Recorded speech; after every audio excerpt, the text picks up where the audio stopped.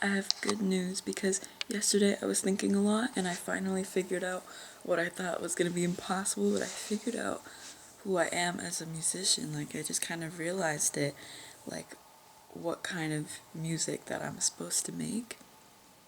I was just thinking about all of my, like, favorite genres throughout my life.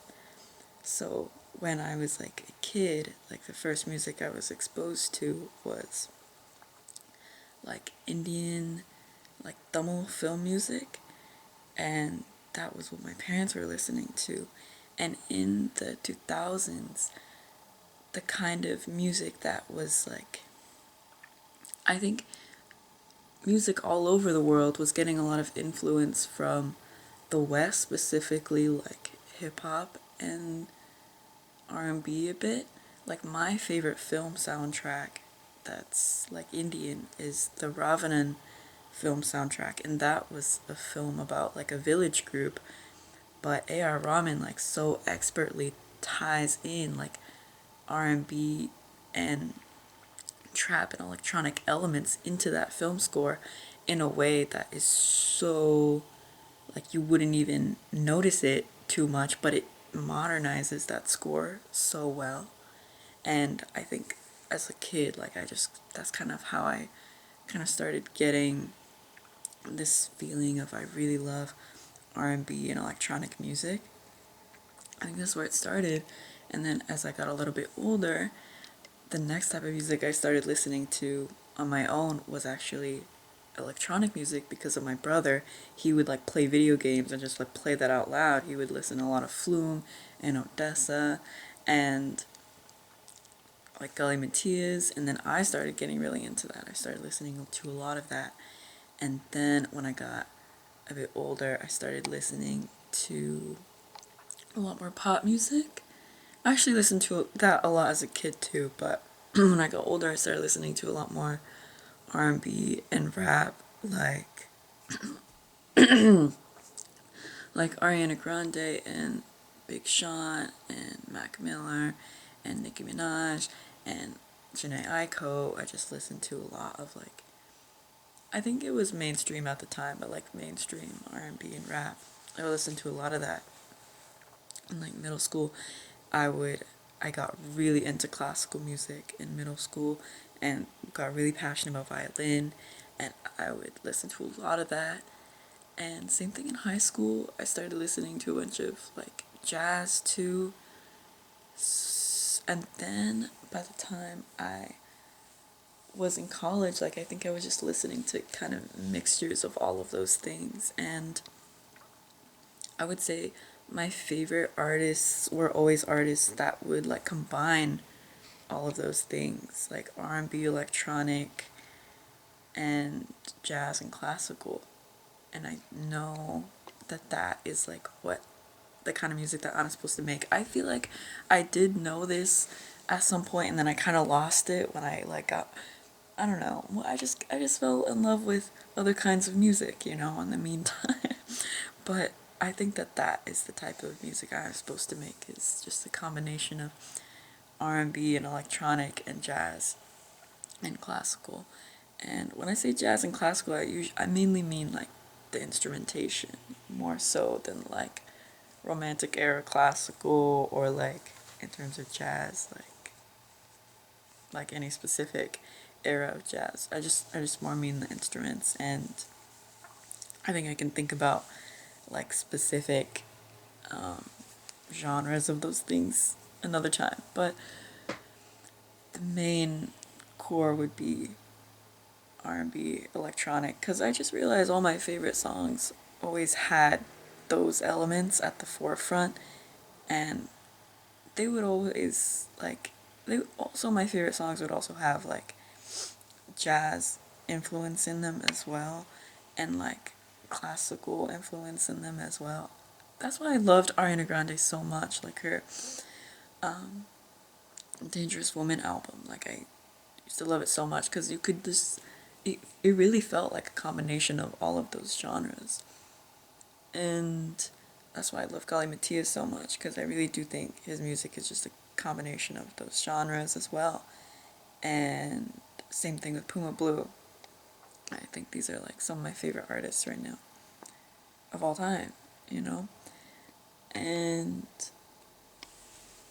yeah, I think now that I know like the type of music that I'm kind of meant to make, I just need to figure out how to execute it, which is not going to be easy, but I think yesterday I came up with something with the guitar VST, but it didn't really feel right. Like mood wise, it sounded really pretty, but I don't think it was what I was trying to make. Like it just sounded a little bit too happy for my lyrics. Because I already have a vision for the music video for that song where it's like kind of chaotic, and I think like the best type of music to put under like a kind of chaotic music video like that would have been like a very like slow, kind of sad instrumental, because then it kind of gives like depth and meaning to the chaotic visuals. Anyway, I think today I'm gonna try again, but I'm also gonna try again knowing that my like ideal genre and type of music combines those four genres. Just anything that combines those four, or even just like two of the three with or two of the four, I mean. But yeah, and yesterday was really fun because I did get to see my friend, and we did go to a used media store, and yeah, it was just really fun to see her, and we're like debating all our hot takes in life and stuff. And I was telling her about this, like how I was feeling overwhelmed seeing all these different like types of music online. What more made me feel overwhelmed about that was not just seeing like 20 different types of music all at once, but it was just the fact that all those different types of music stood for a different like subculture. That made me feel really overwhelmed because I was like, I don't really know what subculture I belong to or should make music of. But then, I kind of thought about it more, and I was like, PinkPantheress is from the UK. She made UK garage music, which not many people had heard of around the world, but then she popped off for making UK garage music. Now, people all over the world make UK garage music, and that's totally fine. You don't have to be from the UK to do that. Um, and I think that's cool. I think I don't necessarily have to be. I think it's because of the internet that culture is quite fragmented, and I think that that's like a good and a bad thing. For me personally, I feel like it's a good thing because I get exposure to a lot of different types of music, and but I do feel a little overwhelmed sometimes. Is that there's just kind of too much, or at times it feels like there's just and I don't really understand it, and I want to like. I think that you can kind of. I mean, you can kind of distill music down to its elements and figure out its source in that way. Like look at its instrumentation, and you can see like its references, even if that person didn't consciously try to reference another genre or artist. There's always going to be elements tracing back to another genre or artist. And so I also kind of just want to be a little bit intentional about that. But I think because I've kind of selected my genres that I'm aiming for, it might be a little bit easier for me to trace my references back. Like, I don't really think you can fully. I think you can come up with original sounds, but I kind of also feel like everything's been done before.